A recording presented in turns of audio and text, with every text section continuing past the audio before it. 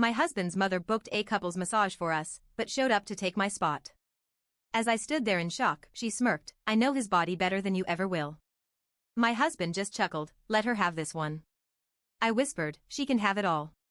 The next morning, they found my wedding ring in the trash. It was supposed to be a surprise. Our anniversary was coming up, and Daniel told me to keep the weekend free. I actually got excited. I thought, maybe he's making an effort this time. A few days before, he told me his mother, Cynthia, had arranged something special for us, a couple's massage at a high-end spa. We were sitting on the couch when he said it. Scrolling through his phone like this was totally normal. I blinked. His mother? Why would your mom be involved in our anniversary? I asked, trying to sound casual. She wanted to do something nice for us, he said. It was her idea. It didn't sit right with me. Cynthia never did anything unless there was something in it for her. But I told myself I was overthinking. I should have trusted my gut. The spa was stunning, expensive, quiet, smelled like lavender. I actually started to relax. We checked in at the front desk, and as I was about to confirm our reservation, the receptionist smiled and said, "Oh. Your other guest has already arrived. She's waiting in the lounge." I frowned. Other guest? Before I could ask, Cynthia walked in. She was wearing a plush spa robe, her hair pinned back like she owned the place. She didn't even look at me. She went straight to Daniel, smiling like a proud wife. "Oh, sweetheart," she cooed, placing a hand on his arm. "I took care of everything. You don't need to worry." Then she turned to me and smiled, a smile that didn't reach her eyes. "I know his body better than you ever will," she said, voice smooth and sweet. "So, I'll be taking your spot." My heart stopped. I actually felt my brain freeze, like it couldn't process the words coming out of her mouth. I expected Daniel to say something. Anything. Instead, he chuckled. Chuckled. Like this was funny. Like it was some kind of joke. "Let her have this one," he murmured, looking at me like I was being unreasonable. I felt like I was outside of my own body, watching this scene unfold like it was happening to someone else. Cynthia just smiled. Smug. Triumphant. Something inside me shifted. I whispered, "She can have it all." Then I turned around and walked out. I didn't cry. I didn't scream. I went home, packed a bag, and thought. 5 years. 5 years of her inserting herself into every decision, every argument, every moment that should have been about us. 5 years of her calling me that woman instead of my name. 5 years of Daniel never setting boundaries. 5 years of knowing, deep down, that I would always come second. I wasn't angry. I was done. The next morning, I took off my wedding ring and threw it in the trash. Daniel found it before he even got his coffee. He picked it up, confused, turning it over in his hand. "Babe?" I was zipping up my suitcase. He looked between me and the bag, still holding the ring. "What are you doing?" "Leaving." His face scrunched like a child about to throw a tantrum. "Leaving? Because of yesterday? That's ridiculous." I laughed. A real laugh. One that felt lighter than anything I'd felt in years. "This isn't about yesterday," I said. Yesterday was just proof of what I already knew. Cynthia stormed in, because of course she did. She took one look at my packed bags and gasped like I had just murdered someone in the living room. "Excuse me?" she shrieked. I turned to her, smiling. "You wanted him? You got him." She looked at Daniel like she expected him to fix it. But for once, he was silent. I grabbed my bag and walked past both of them. But I wasn't just leaving. I was about to take everything. Daniel was lazy with money. He made good money but never managed it. Cynthia always helped him with bills. Not because he needed it, but because it gave her control. What neither of them realized. I had control, too. See, Daniel had added my name to their joint account when we got married. He never thought twice about it. He just wanted me to help manage things while he let Cynthia make all the decisions. Which meant I had full access. And full access meant I could drain it. And that's exactly what I did. Daniel and Cynthia were obsessed with appearances. They had a huge house, way too huge for 2 people. Here's the thing. The house was in both of their names. And Daniel had been using my credit to keep up with payments when Cynthia fell short. Which meant I had proof that I had been paying for a house I didn't even live in anymore. So, I called the bank. And I foreclosed it. Cynthia loved her car. A brand new luxury SUV. Paid for by Daniel. Except, technically, paid for by me. It was in my name. So I called the dealership. And I had it repossessed. The calls started that night. First Daniel. Then Cynthia. Then Daniel again. 12 calls. Then a text. What did you do? Cynthia is freaking out. The house, I didn't respond. The next morning? Another text. Are you serious? My mom is in tears. I can't believe you would do this. I stared at my phone and laughed. Because there it was. Not a single question about me. Just his mother. I turned off my phone. Let them figure it out. For the first time in years, I woke up without a pit in my stomach. No more forced smiles, no more pretending Cynthia didn't make my skin crawl, no more waiting for Daniel to grow a backbone. I checked my phone. 26 missed calls. Half from Daniel. Half from Cynthia. I smiled, stretched, and ignored them. I was finally free. Or so I thought. That afternoon, I was packing up the last of my things from our shared apartment when I heard a loud bang at the front door. Then another. Then screaming. I didn't even have to look. Cynthia. I took a slow sip of my iced coffee before opening the door. And there she was, hair a mess, mascara running, rage practically oozing out of her pores. Behind her, Daniel stood awkwardly, like he wasn't sure if he was here to yell at me or beg me to come back. You ruined our lives. Cynthia shrieked, stepping forward like she was about to lunge. I raised an eyebrow. Did I? Daniel groaned. Just let us talk. Us. There it was again. He didn't say can we talk or I want to fix this. He said us. Like he and his mother were a package deal. Like she would always come first. I leaned against the doorframe, making a show of taking another sip of my drink. What exactly do you want to talk about? Daniel's jaw clenched. The house, the bank accounts, the car, I cut in. So, not me? His nostrils flared. Cynthia shoved past him. You stole from us. That money wasn't yours. I let out a small laugh. You mean the money from the account that had my name on it? Or the house that was being paid for with my credit? Her face twisted. You ungrateful little, I held up a hand. Save it. If you're here to throw a tantrum, I really don't have time. She screeched. Like, actually screeched. Daniel reached for my arm, his grip firm. You need to fix this. I jerked away. Fix what? I said, voice sharp. The fact that you have nothing left because you let your mother ruin our marriage? That's not my problem. His hands clenched at his sides. You're being petty. I laughed. Petty? I repeated. Your mother stole my anniversary gift, rubbed it in my face, and you laughed. You let her destroy our marriage. You let her control your life. You let her take everything from me. I smiled coldly. So now, I just returned the favor. Cynthia lost it. She lunged, actually lunged, like she was about to grab me by the hair. And that's when I saw the building manager standing at the end of the hall, eyes wide, phone in hand. Cynthia stopped just in time. I tilted my head. Go ahead, I whispered, just loud enough for her to hear. Give me a reason to have you arrested. She was seething, her hands clenched into fists. Daniel grabbed her arm and pulled her back. Let's go, he muttered.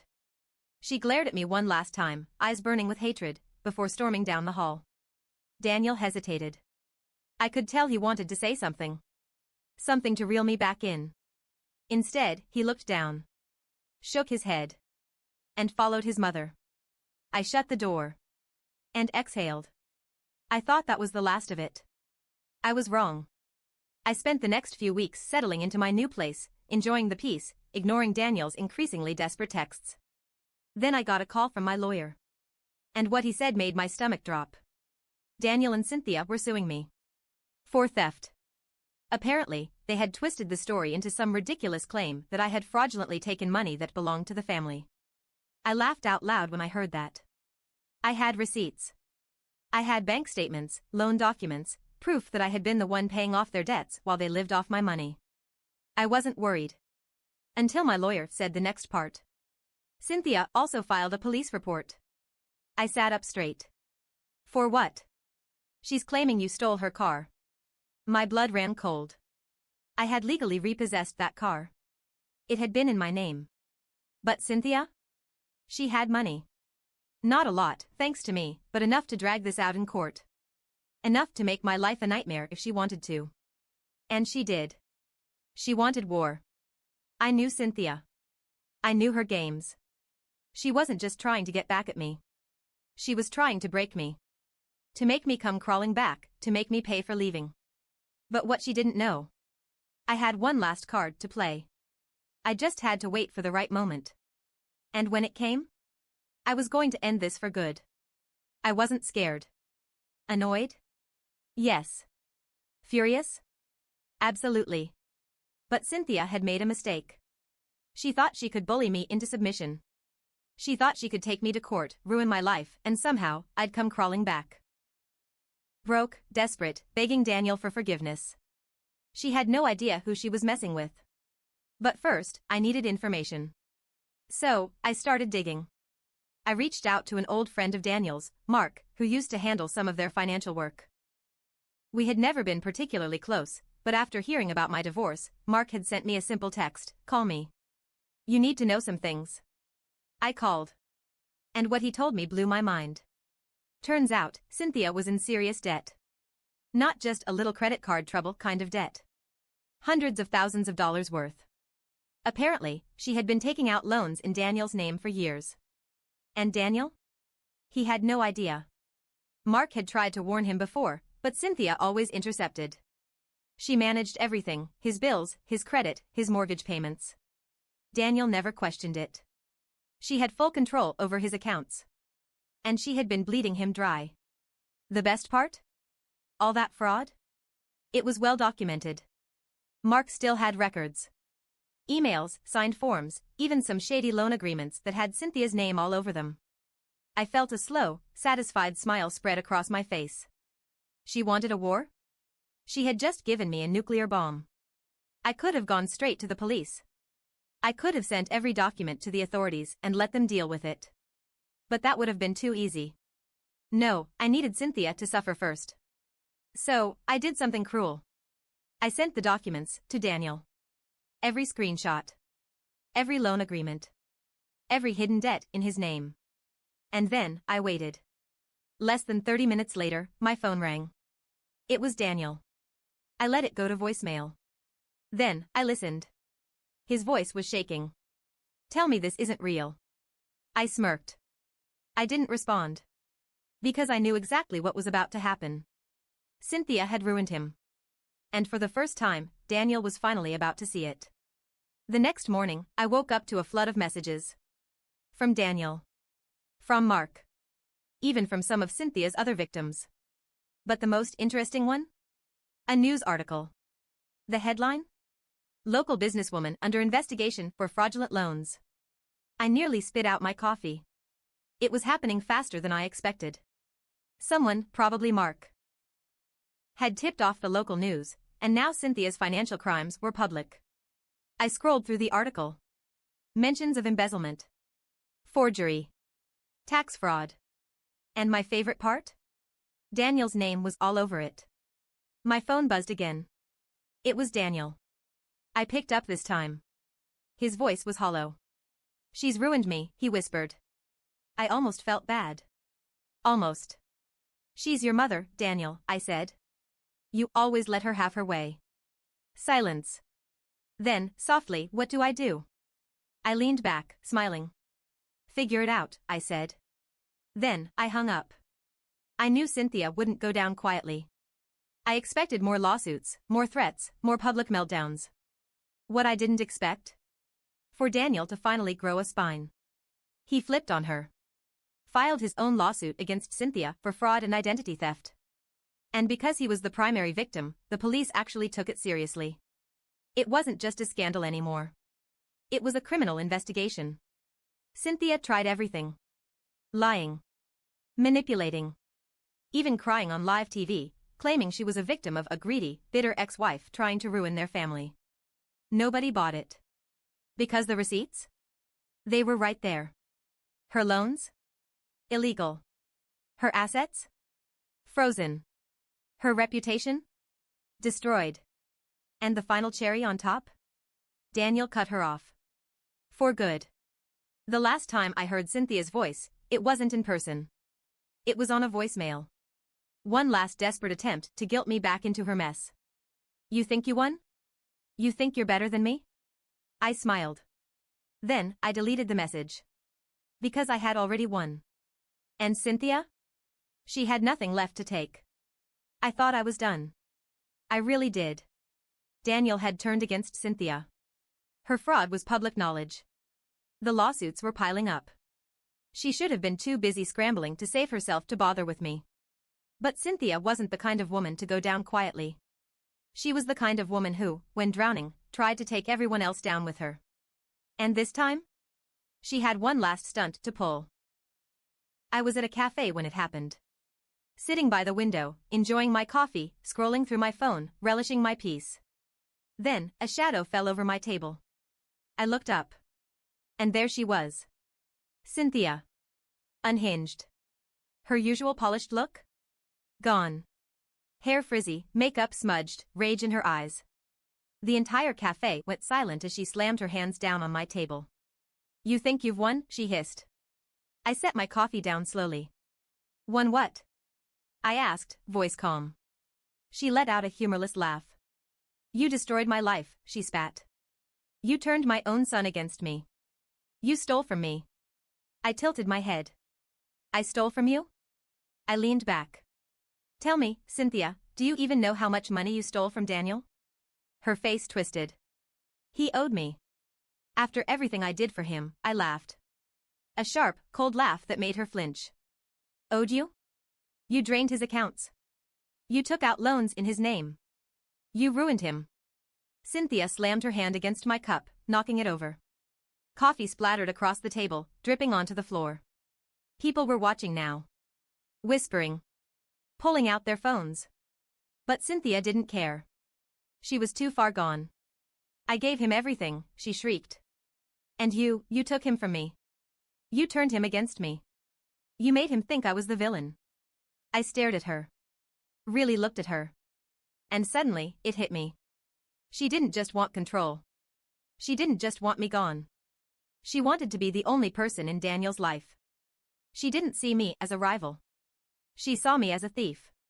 I had stolen her son. And now, she had nothing left. Her empire? Gone. Her money? Gone. Her son? Gone. And she had no one to blame but herself. You did this to yourself, Cynthia, I said quietly. Her nostrils flared. I was a good mother, she snapped. I shook my head. You weren't a mother, I said. You were a dictator. Her face turned red. I hope you rot in hell, she screamed. Then, she lunged. The cafe erupted. Chairs screeched, people gasped, someone yelled, call the cops. But before she could reach me, someone grabbed her. Daniel. He had been there the whole time. For a second, no one moved. Daniel's grip on her arms was tight. Cynthia was panting, eyes wild, chest heaving. She turned her head and looked at him. Let me go, she whispered. Daniel didn't. Mom, he said, voice shaking. Enough. She stilled. Like she couldn't believe he was really stopping her. Daniel, she pleaded. But he shook his head. You've done enough damage, he said, voice cracking. Her lips trembled. I did everything for you. Daniel exhaled sharply, like he had been holding his breath for years. You did everything for yourself, he said. Cynthia let out a broken sound. Like a wounded animal. Her last card had been played. And she had lost. Daniel looked at me. His face was haunted. I'm sorry, he whispered. And for the first time, I believed him. But it didn't matter. Because it was too late. The cops arrived minutes later. They didn't arrest Cynthia. But they did escort her out. Daniel left without another word. I sat there for a long time, staring at the spilled coffee, listening to the murmurs around me. Then, I picked up my phone. I blocked Daniel's number. And Cynthia's. And then? I walked out. For good. A year later, Cynthia was bankrupt. Her fraud cases ruined her reputation. Daniel? He tried to reach out. An email. A short one. I miss you. Can we talk? I didn't reply. Instead, I deleted it. Because for the first time in 5 years, I was free. And I had nothing left to say.